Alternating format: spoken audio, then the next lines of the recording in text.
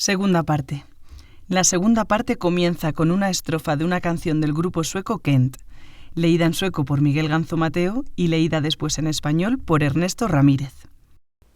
Och det här är ingen mardröm, det är ingen fars. Det här är något som händer varenda dag. Det känns som om vi vaknat plötsligt i någon sorts skymningsland. Vi är levande döda, staplar fram hand i hand. Och alla här vill leda, men vi följer ändå blind. I ljuset från små skärmar kryper rädslan långsamt in. Över gatorna och torgen när butikerna har stängt. Upp för vägar genom fönster och ner i vår säng. Svart snö, Kent. Y esto no es ninguna pesadilla, no es ninguna fase. Esto es algo que ocurre cada día. Sentir que de repente nos hemos despertado en una tierra de atardeceres. Somos muertos vivientes, tambaleándonos hacia adelante, cogidos de la mano. Y aquí todos quieren ser líderes, pero seguimos ciegamente, y a través de las luces de las pequeñas pantallas se nos mete el miedo. Recorre las calles y la plaza cuando las tiendas ya han cerrado. Sube por las paredes, atraviesa la ventana y entra en nuestra cama. Nieve negra. Kent. 21. Martes 23 de septiembre. No sé ni el tiempo que ha pasado desde la última grabación. 2 semanas, 3. En una de las últimas grabaciones conté el primer recuerdo vivido que tuve, el de aquella mañana de tormenta en casa de mis abuelos en Sobradillo, cuando le cayó un rayo a Torrija, la perra del tío Darío. El primero de esos recuerdos y durante unos cuantos días el único. Y ya casi había tirado la toalla y pensaba que no tendría más recuerdos así, cuando conseguí evocar un segundo recuerdo. Y reviví, punto por punto, un domingo por la tarde en casa con Marcos. Aquello me abrió la lata de la memoria, y desde entonces he tenido lo menos 10 o 12 recuerdos. Lo único que me da rabia es no haber ido grabándolos, y todo por la dichosa grabadora, que no sé por qué, pero de repente no cargaba al conectarla al cargador, y la he tenido sin batería todo este tiempo. Se lo comenté a Gunnar, y me dijo que cuando quisiese podíamos llevar la grabadora y el cargador a la tienda de electrónica que hay en el centro de Jokkmokk, pero lo he ido dejando y dejando hasta hoy, hasta que esta mañana he cogido la grabadora en plan autómata, sin recordar que estaba sin batería, y me he cogido un buen rebote conmigo misma. He llamado por teléfono a Gunnar para preguntarle que cuándo le venía bien ir conmigo a la tienda, y en menos de media hora le tenía en la puerta de casa tocando el claxon. En la tienda no hemos estado más de 10 minutos. Enseguida se han dado cuenta de que el problema era el cargador, que se ha roto sin posibilidad de arreglo, y me han vendido otro, uno de esos universales. Y aquí estoy, grabando otra vez, por fin. Ah, y de paso me he comprado también unas botas de invierno, que conste que creía que las que tenía ya eran de invierno, pero no. Resulta que no me van a servir para un invierno como el que me espera aquí. El domingo vino de visita Rebeca con Gunnar y fuimos a dar un paseo. Gunnar no, él se quedó en la mecedora leyendo el periódico. Como había estado lloviendo toda la noche del sábado y los caminos se llenan de barro, decidí ponerme las botas de invierno. En principio impermeables y calentitas.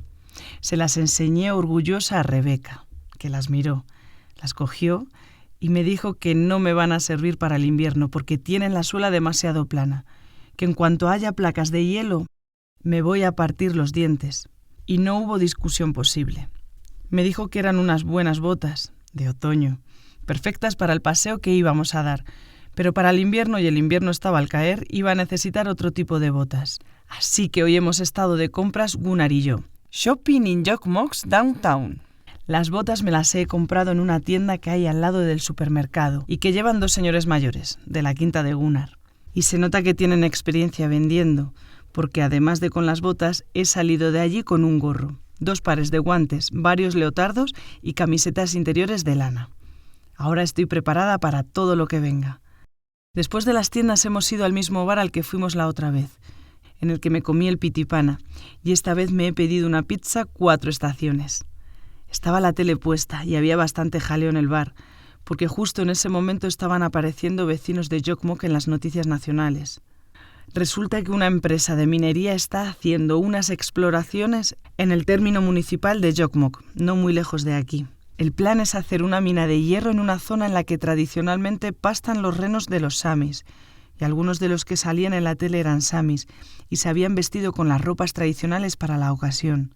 Lo de las prospecciones mineras y las protestas en contra llevaba en marcha desde hace ya un par de años, y las imágenes que se veían en televisión eran del año pasado, cuando unos vecinos de Jokkmokk viajaron en autobús a Estocolmo y se instalaron un par de días en el parque en el centro de la ciudad con las tiendas de campaña tradicionales de los samis, que no sé si es correcto llamarlas tiendas de campaña, porque no son de ir de acampada, sino de vivir dentro todo el año, o al menos así lo hacían antiguamente.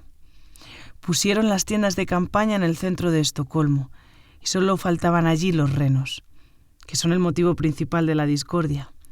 Los renos y la naturaleza de los alrededores, el agua del río, que podría contaminarse de manera irreversible. Esas protestas en Estocolmo fueron hace más o menos un año, pero si han pasado las imágenes ahora en la televisión es porque han dado la noticia de que el gobierno regional ha dado una respuesta negativa al informe que ha recibido de la empresa minera. La opinión del gobierno regional no es vinculante, pero se sospecha que tendrá bastante peso en la decisión definitiva que tomen los responsables de minería a nivel nacional. Lo que está en juego es que le den permiso o no a la empresa de minería para seguir adelante con el proyecto. Ya se han hecho algunas prospecciones y por eso empezaron las protestas. Pero hasta ahora las prospecciones han sido nada más que preliminares, para hacerse una idea del potencial de la mina y recopilar todos los detalles necesarios para empezar en serio con la explotación. Al parecer, lo más problemático en el proyecto, según la respuesta del gobierno regional, no es la mina en sí, sino las vías de transporte que tendrían que abrir para poder trasladar el material extraído. Se necesitarían caminos y carreteras en zonas que hasta ahora son reserva natural, zonas en las que tradicionalmente han pastado los renos de los samis. De todo esto me he enterado a posteriori, al terminar de comer e ir hacia casa en coche con Gunnar, que me lo ha explicado con calma. Y es que en el rato en el bar se montó una discusión y al final nadie se paraba a traducirme. Los primeros 2 minutos sí. A Gunnar le dio tiempo a explicarme lo básico. Vecinos de Jokkmokk en la tele, la mayoría samis, empresa inglesa de minería, prospecciones, protestas, viaje a Estocolmo el año pasado, decisión polémica del gobierno de la región. Pero en ese punto uno de los señores de la mesa de al lado se puso a meter baza, porque consideraba que la explicación que me estaba dando Gunnar no se ajustaba a la realidad, que lo de las prospecciones mineras no es para tanto, y que todo es una exageración de los ecologistas. El señor, que creo recordar que se llamaba Mikkel, dijo esto dirigiéndose a mí y a Gunnar con 3 frases en inglés, pero en la 4ª frase se atascó, cambió al sueco y ya se apalancaron en el sueco durante el resto de la discusión. Se unieron más tertulianos a nuestra mesa, una pareja de la edad de Gunnar, un señor muy gordo, que pese a la nieve iba en chanclas y calcetines, y una mujer más o menos de mi edad, que llevaba puesta una sudadera reflectante y unos pantalones con bolsillos enormes y llenos de herramientas. No me enteré de nada. Claro, el sueco me sigue sonando igual de indescifrable que cuando llegué, pero aunque no estaba entendiendo nada, me he entretenido intentando averiguar, por los gestos, quiénes tenían opiniones parecidas entre sí y quiénes las tenían opuestas. Y bueno, tengo mis teorías, aunque al final he acabado desconectando y me he puesto a pensar en mis cosas, empezando por el propio hecho de estar sentada en esa mesa escuchando una discusión incomprensible. De repente me vi a mí misma como a través de una ventana, o de un agujero, o como si estuviese dentro de una escena de una película europea con subtítulos. ¿Cómo había terminado allí, en una mesa de un bar de Jokkmokk, rodeada de suecos discutiendo sobre prospecciones mineras y zonas de pasto de los renos? Eso, ¿cómo he terminado aquí? En una cabaña solitaria, a 30 kilómetros de un pueblo minúsculo, donde me he tomado una pizza 4 estaciones pensando en mis cosas mientras las voces en sueco me entraban en un oído y salían por el otro. Vale, sé muy bien cómo he terminado aquí, o más bien por qué he terminado aquí, porque no daba más de mí, porque estaba exhausta y había tocado fondo. Y la sensación que tengo es que sigo en el fondo, pero que por lo menos empieza a haber cambios por aquí abajo. Es un fondo más amplio, menos angustioso, con más oxígeno. Cuando llegué aquí tenía algo así como una niebla espesa en la cabeza, que no me dejaba ver ni siquiera las cosas más obvias que tenía delante de mis ojos. Una niebla que llevaba años instalada ahí, por no decir lustros, o decenios, una niebla tenue al principio, pero espesándose sin prisa ni pausa hasta llegar a un punto de bloqueo total en el que no podía moverme ni hacia adelante ni hacia atrás. La única opción fue moverme hacia afuera, dejarlo todo, irme de Madrid e instalarme en Jokkmokk, en esta situación tan privilegiada que me permite vivir aquí sin tener que dar un palo al agua, dando gracias a las leyes del mercado, a que los precios de los alquileres en Madrid son lo que son y a que los precios de los alquileres en Jokkmokk también son lo que son. Ni hacia adelante ni hacia atrás. Mi única opción en aquel momento era moverme hacia afuera. Nunca lo había pensado con esas palabras, y en realidad esto de moverme hacia afuera se ha ido convirtiendo poco a poco en moverme sobre todo hacia adentro. La niebla espesa entre ceja y ceja se va disipando, y tengo el suficiente tiempo, todo el del mundo, para deshilar historias y evocar recuerdos, para dormir, leer y perderme en mundos imaginarios, en fin, para hacer cosas que no había hecho nunca o que llevaba demasiado tiempo sin hacer, empezando por aquellas mañanas largas en la cama contando las sombras de los agujeros de las persianas en la pared. Ha sido el moverme hacia afuera y venirme a Jokkmokk lo que me ha dado la posibilidad, el espacio, para moverme hacia adentro. Y quizás ahora la niebla empieza a disiparse, a consumirse a sí misma poco a poco. La niebla se disipa y de repente me encuentro con que me intereso de otra manera por cosas que ocurren a mi alrededor, que me intereso sinceramente con una curiosidad y una espontaneidad que me sorprenden mucho. Me intereso, por ejemplo, por Mahmoud, el niño adoptivo de Gunnar, que hoy no ha venido con nosotros al centro porque es viernes y él tiene que ir al instituto.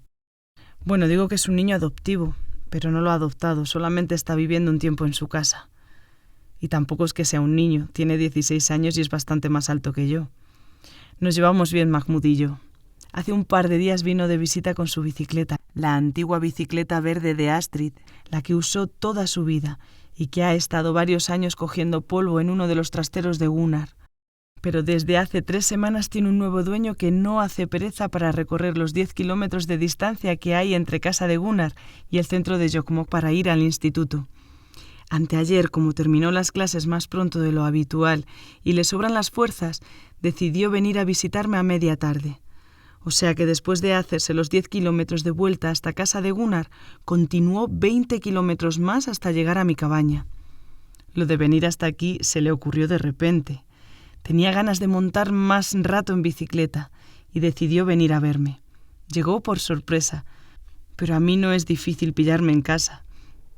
Estaba rebuscando en la caja de libros, intentando decidir cuál es el próximo que quiero leer, cuando sonó el timbre de la puerta y pegué un salto del susto. Al abrir la puerta, le vi con una sonrisa de oreja a oreja, con el casco debajo de un brazo y sujetando la bicicleta con el otro. La dejó apoyada en la pared de la cabaña y pasamos dentro. Me preguntó si le podía dar un poco de agua y se bebió 3 vasos de los grandes. Después puse una cafetera, saqué el pan, el queso y el pepino, las galletas y los bollitos de canela y nos pusimos a merendar. Mientras merendábamos empezó a hablarme de su viaje a Suecia, de las vueltas que había dado hasta llegar aquí, de cómo le separaron de su madre y su hermana en el aeropuerto de Estambul, y desde entonces no había sido capaz de ponerse en contacto con ellas. Y su padre y su hermano mayor ni siquiera habían conseguido salir de Kabul. Estando como estaban medianamente seguros en Irán, no deberían de haber puesto los pies otra vez en Afganistán, pero su padre quería pasar por la casa familiar para coger documentos importantes y joyas que tenían escondidas, así que se fue para allá acompañado de Sahad, el hermano mayor de Mahmoud, y quedaron en reunirse todos en Estambul. Mahmoud, su madre y su hermana se quedaron unos días en Teherán y luego cogieron un avión para Estambul. Tenían los papeles en regla y dinero con ellos, y en esa primera parte del viaje no hubo ningún problema. Eran 3 turistas más en Estambul, y hasta ese momento el viaje parecía un viaje normal, incluso divertido, una especie de vacaciones, aunque lo que estaban haciendo era huir de los países en los que habían vivido siempre, donde tenían amigos y familia. Para Mahmoud y su hermana, ese país era principalmente Irán, para su madre Afganistán, pero de cualquier manera se estaban marchando de ambos sitios, quizá para no volver nunca. El lugar al que querían llegar era Suecia, Pero la cosa no era tan sencilla como comprar 5 billetes de avión de Teherán a Estocolmo y viajar toda la familia junta. O eso decía su padre, que la cosa no era tan sencilla, que no podían hacer eso. Decían que si se presentaban en la embajada sueca en Teherán y pedían un visado para ir de viaje a Suecia como turistas, se lo denegarían, se reirían de ellos. Y en el caso de que se lo concediesen, tampoco les iban a venir bien hacer eso, porque entonces iban a llegar a Suecia como turistas y no les iban a aceptar como refugiados políticos, que era el objetivo, porque razones tenían de sobra para ser considerados refugiados políticos. No se habían marchado de Kabul por capricho, sino porque el padre de Mahmoud estaba amenazado de muerte por culpa de unas revistas que se habían impreso en la imprenta de la que él era dueño. Y si ahora se querían marchar de Teherán, era porque las amenazas habían cruzado la frontera y su vida también corría peligro en Irán. Esa era otra de las razones del viaje de última hora del padre y del hermano a Afganistán. Para poder demostrarlo con pruebas suficientes, el padre de Mahmoud quería pasarse por la casa familiar en Kabul y recoger pruebas, ejemplares de las revistas, cartas con amenazas, fotos de la imprenta saqueada y destrozada. También rescatar las joyas de la familia, las de la abuela paterna de Mahmoud, joyas que se habían ido heredando de generación en generación y que iban a tratar de llevarse consigo a Suecia. Con las pruebas de las amenazas que recibieron en Kabul, más de las que habían empezado a recibir en Teherán, las autoridades suecas les concederían el asilo. Pero antes tenían que llegar a Suecia, y a ser posible, según el empecinamiento del padre de Mahmoud, no como turistas. Si llegaban como turistas desde Teherán, aunque llevasen consigo los documentos y pruebas de las amenazas, las autoridades suecas pensarían que la cosa no era para tanto, al menos en su nueva vida en Irán, y no les concederían el asilo. Mahmoud nunca entendió del todo el razonamiento de su padre, la obsesión con no llegar como turistas, pero tampoco le puso muchas pegas. Primero porque nunca le ponía pegas a los razonamientos de su padre, y segundo porque tampoco le interesaban mucho los detalles de pasaportes, visados y asilos. Si por él fuese, no se habrían marchado de Teherán, que es donde habían vivido los últimos 8 años, desde que él tenía 7. Es en Teherán donde tenía todos sus amigos, donde iba al colegio, donde jugaba en un equipo de fútbol, pero entendía que las amenazas eran reales y que tenían que irse.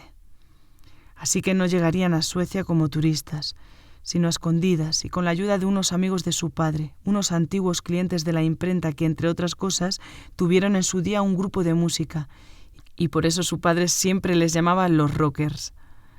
Llevaban varios años exiliados en Turquía, y ayudaban a gente en Afganistán a entrar en la Unión Europea con pasaportes falsos. Bueno, ayudaban y ayudaban. El caso es que cobraban bastante por sus servicios, aunque decían hacerlo como parte de su activismo político. Mahmoud, su hermana y su madre volaron de Teherán a Estambul con sus pasaportes reales y pasaron la primera semana en la ciudad como verdaderos turistas, visitando el palacio de Topkapi, la mezquita de Suleimán, Santa Sofía. Pero la normalidad desapareció después de reunirse con los rockers en una cafetería cerca del Gran Bazar. Salieron de allí con 3 pasaportes falsos y 3 billetes de avión para Roma.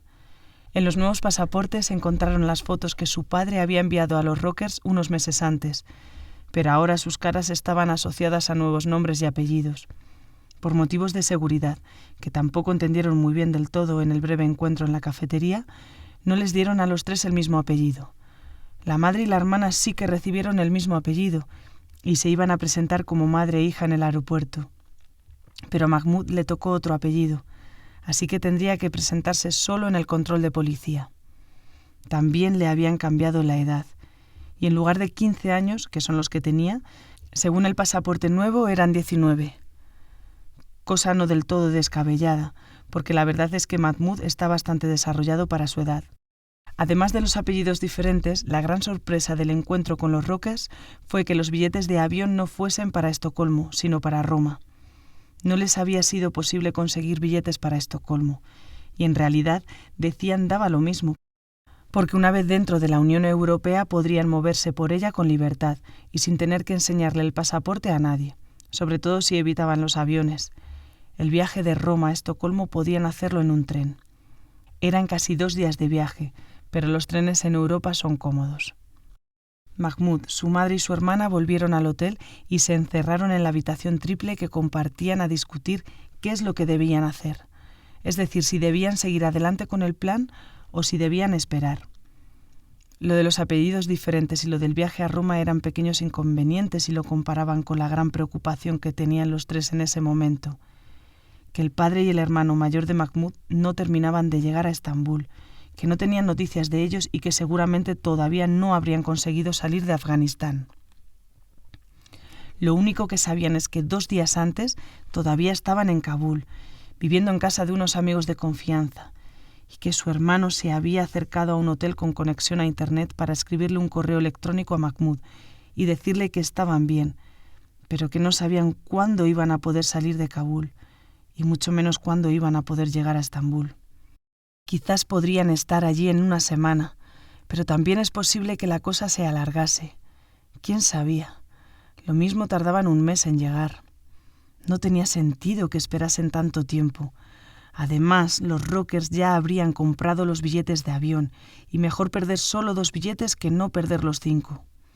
En fin, que les decían que se pusiesen en marcha y que ya se reunirían todos en Estocolmo. En el correo electrónico estaban también el teléfono de los Rockers para que se pusiesen en contacto con ellos lo antes posible. Y eso hicieron. Llamaron a los Rockers y concertaron la cita en una cafetería cerca del Gran Bazar. Allí recibieron los billetes, hablaron de los viejos tiempos en Kabul, se tomaron un té y sobre todo se tranquilizaron bastante, porque los Rockers estaban muy relajados y parecían muy seguros de lo que hacían, y compartían la opinión del padre y el hermano de que lo mejor es que se fuesen para Europa lo antes posible, ya que se reunirían todos en Estocolmo. Pero esa tranquilidad había desaparecido. Ahora estaban solos en la habitación del hotel y todo eran inseguridades. No tenían mucho tiempo para pensar y decidirse.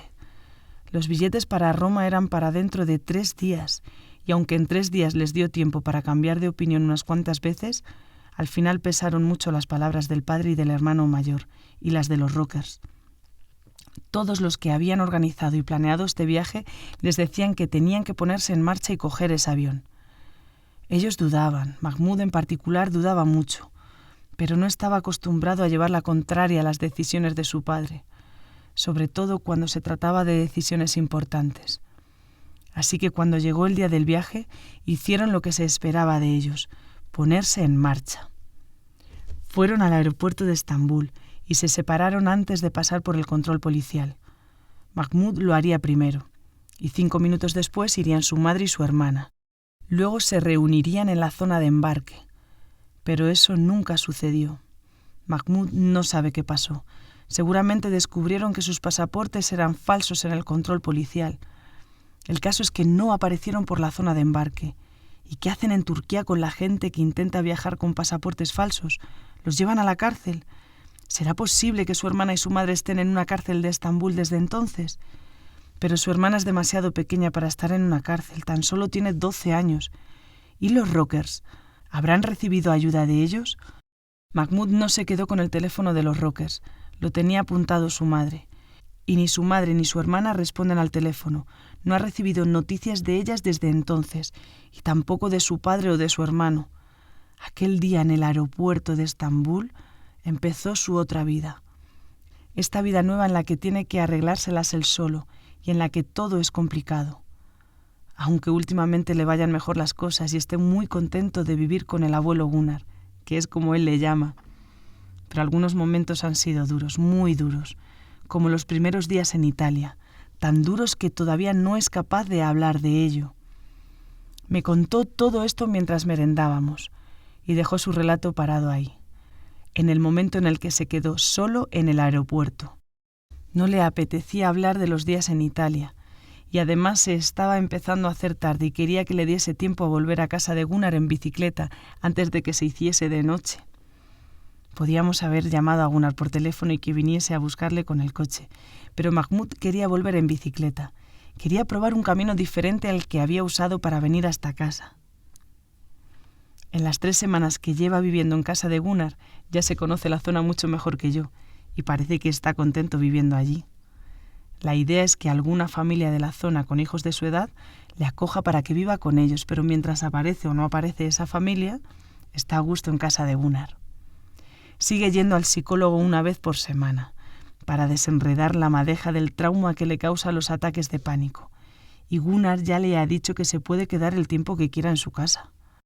Cuando Mahmoud se marchó, me quedé un buen rato sentada en la mesa de la cocina, mirando por la ventana y pensando. Igual que en las últimas semanas en el trabajo, cuando me quedaba con la mirada perdida en algún punto de las paredes del cubículo y se me pasaba el tiempo sin darme cuenta. Solo que esta vez sí que pensaba de verdad. No solamente estaba ahí como un pasmarote, atontada y con una niebla espesa en la cabeza.